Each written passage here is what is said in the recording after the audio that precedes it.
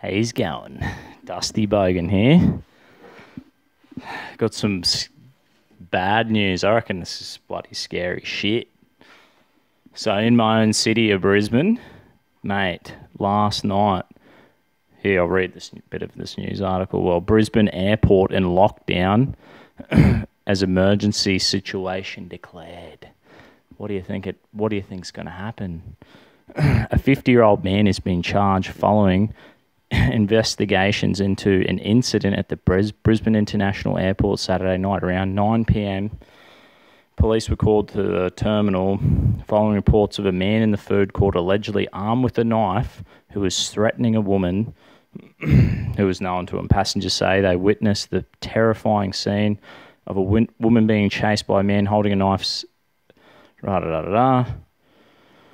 Police have said it's bullshit. The incident was a domestic violence-related situation, and that no evidence suggests the incident was terrorism-related. Get this, it's just bullshit. Police said they negotiated with an Australian man. I kind of like that bit. An Australian man of Middle Eastern origins before firing beanbag rounds at him. It's good. There's a few good things in this article. It's good that they said he's an Australian because, I believe in civic nationalism, that we can all be Australian. Doesn't matter of our ethnic background. And another good thing is that, maybe it's good that they fired beanbags at the guy, not just blew him away. I'm all for not just fucking shooting people. Okay, we'll continue. And this is fucking hypocritical. A few sentences ago, no evidence suggests that the incident was terrorism related. And then they drop down, it says, this is a quote, probably from the police, I have absolutely no doubt that that was a terrifying experience for the members of the public that saw that. Assistant Commissioner Peter Crawford told reporters. What he was saying and what he was doing was certainly terrifying. So he's saying it's not terrorist related, but he's saying it was terrifying. AC Crawford praised the officers who responded to the incident along with members of the Australian Federal Police and Airport Security, working with the security agency, police officers who were dealing with it in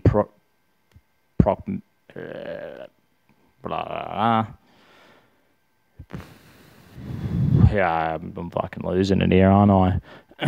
He explained that police had decided to use non-lethal rounds to ensure the person of interest didn't leave the area we wanted him to stay in.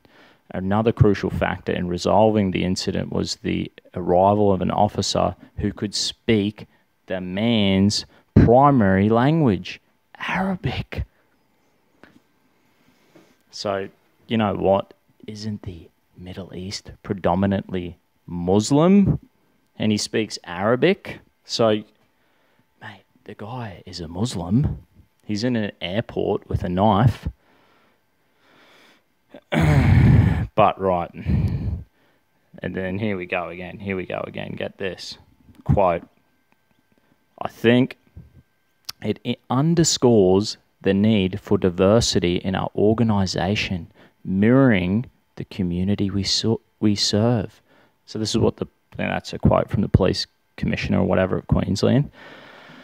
So here's a rant.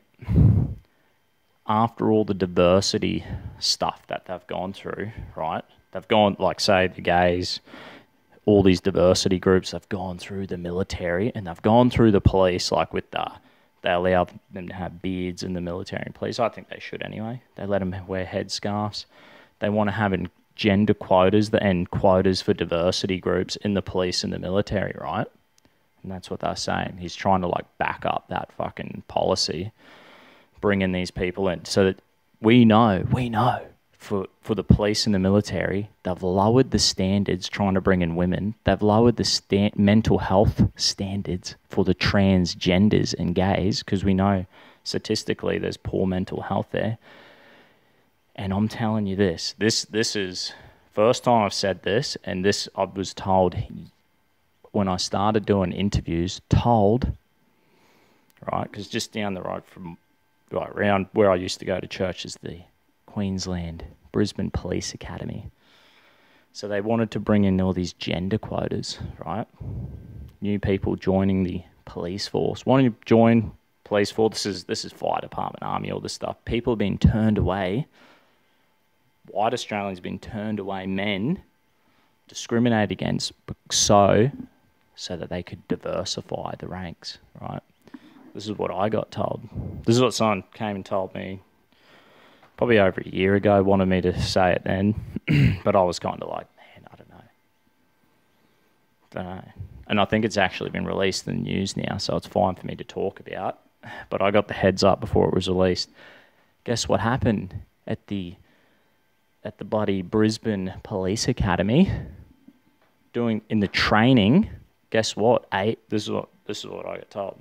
ASIO comes in, pulls a guy out, suspected, they pulled him out, sorry mate, ties to ISIS, infiltrating the Brisbane police force.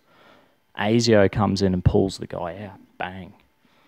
Well, good luck with your diversity. So I'll just re-quote this. We'll go back to, another critical factor in resolving the incident was the arrival of an officer who could speak the man's primary language. His primary language, Arabic, within minutes. So I kind of think, yeah, you know what? I kind of think it's good. It's good someone could speak the guy's language, calm him down.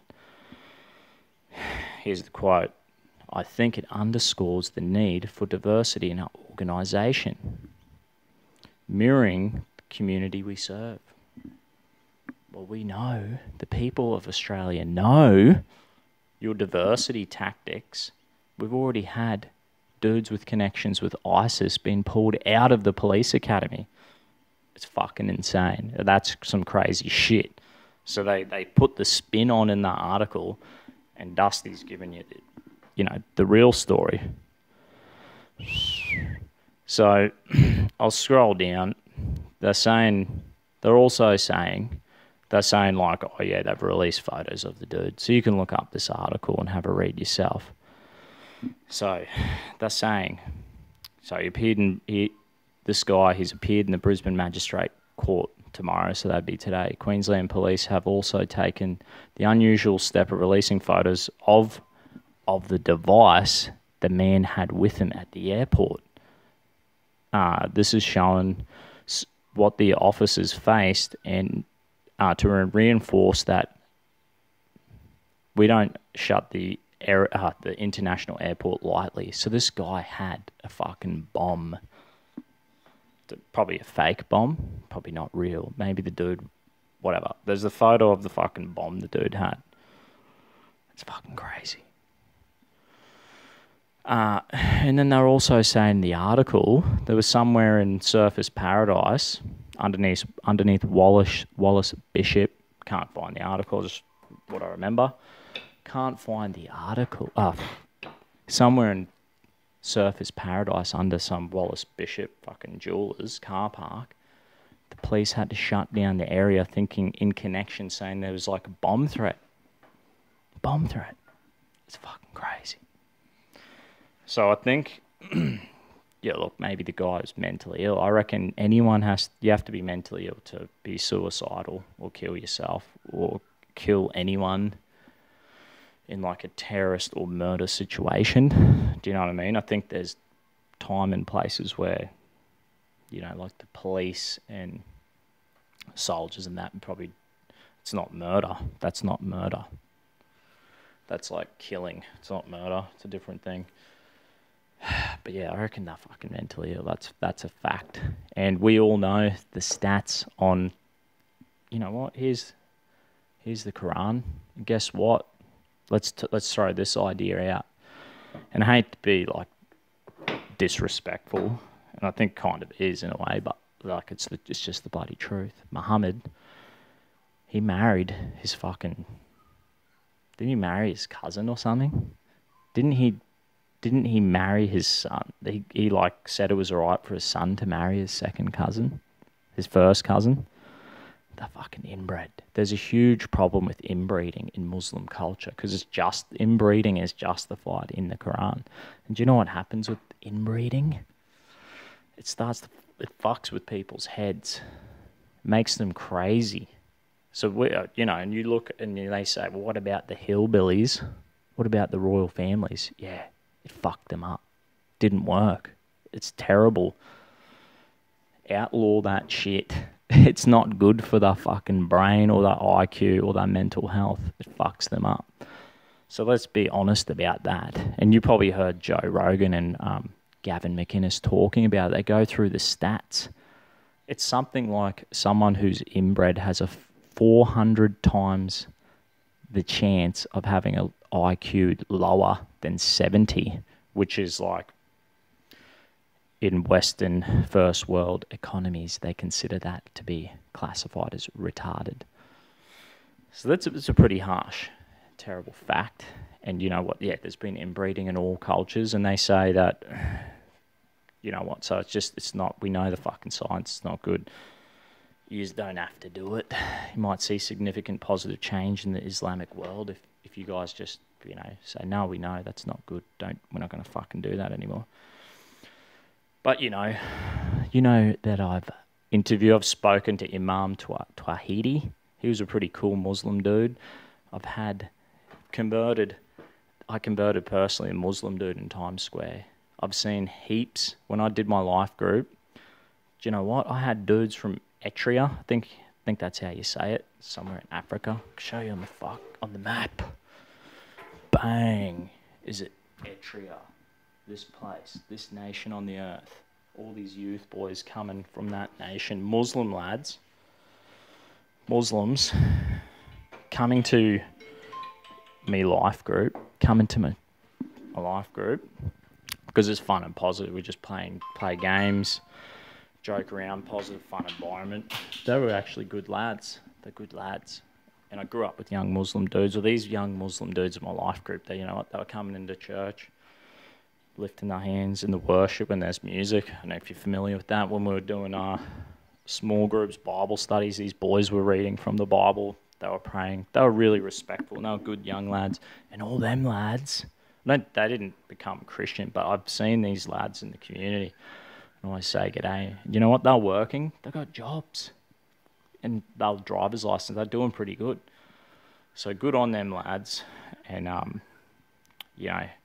do like that article. I like a few things about that article. They said the dude was Australian. I remember growing up, right, Brizzy, the school I went to, there was a mosque around the corner. So one mate was Lebanese. He went back to Lebanon on a holiday. He came back and we were chatting and he's like, man, when I went back to Lebanon, they said to me, you're an Aussie, you're a dumb Aussie. They were giving him shit for being Australian because I don't think he couldn't speak Arabic. And he goes, yeah, man. He's like, when I'm here, I feel like I'm an immigrant. I'm Lebanese or Muslim. I don't feel at home. And then I go back to Lebanon and they treat me like I'm a foreigner there too. And I was like, mate, that's fucked. I said, no, you're Australian. It's all good, mate. I love you. He was a Muslim dude. And I don't know what happened to that guy. Haven't seen him in years. But, for example, I think it's good that we have that article.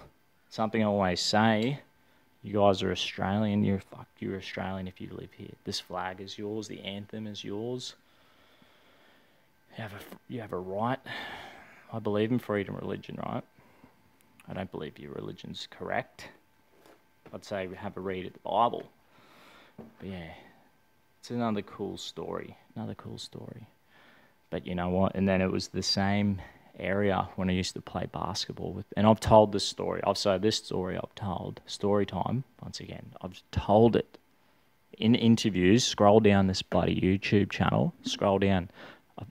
I've told Fraser Anning, Senator Fraser Anning. I've spoken to in interviews with Fraser Anning and Malcolm Roberts from One Nation. Told them the story. As a young lad, 2005, used to play basketball with my mates from Somalia, right? Pretty much every day I played basketball after school, bang. They were Muslim. They'd tell me about their faith. Good guys, good Australians. Weren't nothing wrong with these dudes. They were good guys sharing their faith, and I was interested. Yep, cool. They'd talk to me about their faith, whatever. And I was an atheist at the time. One day they go, "Oh, mate, a guy's coming down." One of the leaders, don't know if he was a imam or a leader. It was an older Pakistani, Fijian Indian. He might have been. He was Pakistani heritage.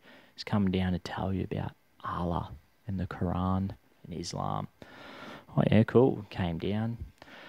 And you know what? It wasn't within 2 minutes. Within 2 minutes, that man, he was standing there, bloodshot eyes, fuming, aggressive anger, saying, there will be war on the streets, blood on the streets in this city.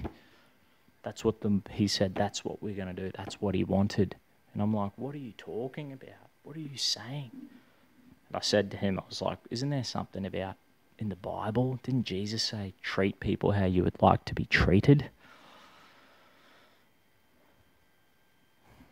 I'm like, I can't understand what you're saying. You're talking about violence and all this crazy stuff, but I'm telling you what, the young lads I was with, it was like they'd heard it 1,000 times. It seemed normal to them, and it's fucking worrying. It's worrying if you have anyone susceptible for mental illness or getting essentially brainwashed into believing this shit. But imagine that guy, radical, obviously radical,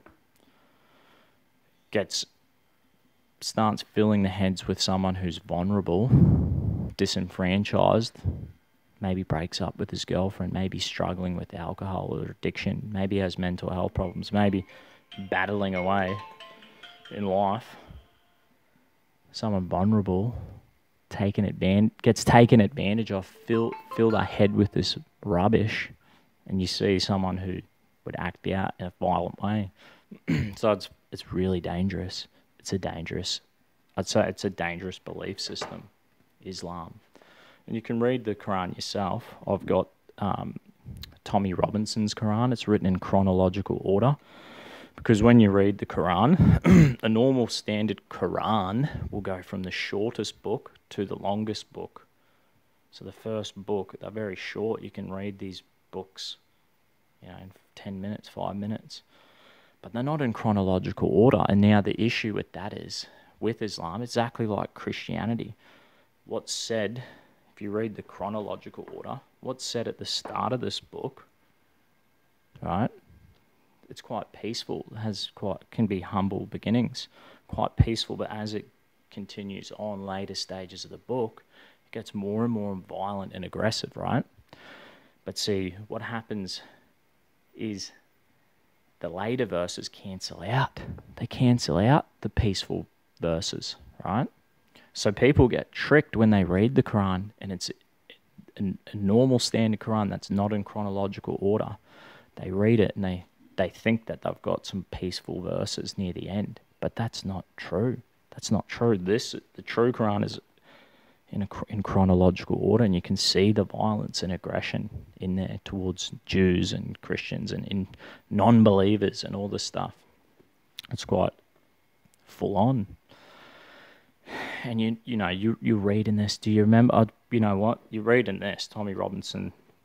They've got about it, the first 100 pages. It kind of explains a few things. One thing that's really important that it explains is, you know what? You know when George Bush stood there at the 9/11 Freedom Towers? I've been there, New York City, and he said Islam is a religion of peace. Obama called it a religion of peace.